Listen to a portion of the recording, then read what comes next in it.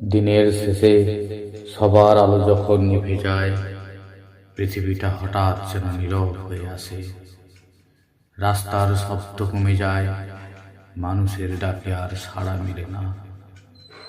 নিজের ভেতরের প্রতিধ্বনিটাই তখন সবচেয়ে বেশি শোনা যায়।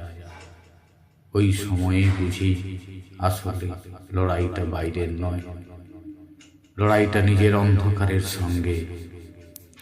যে কষ্টগুলোকে তুমি সারাদিন লুকিয়ে রাখো, যে ব্যথাগুলোকে হাসির আড়ালে চাপা দাও, রাত্রের নিস্তব্ধতায় তারা সবাই এসে হাজির হয়, তোমাকে ঘিরে দাঁড়ায়, যেন জিজ্ঞেস করে, এখন কি তুমি পালাবে নাকি আমাদের সঙ্গেই লড়বে?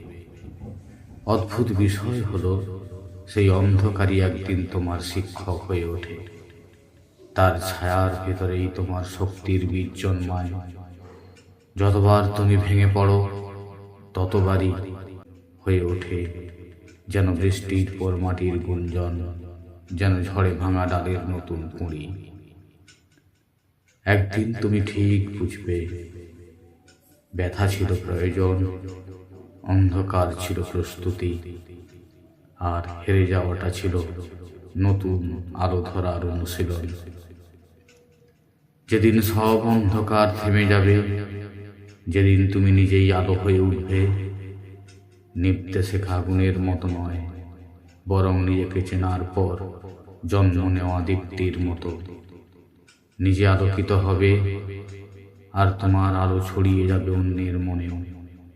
অন্ধকার ভেদ করে পথ দেখাবে, যেমন প্রথম ভোর আলো দেখায় অচেনা যাত্রীকে।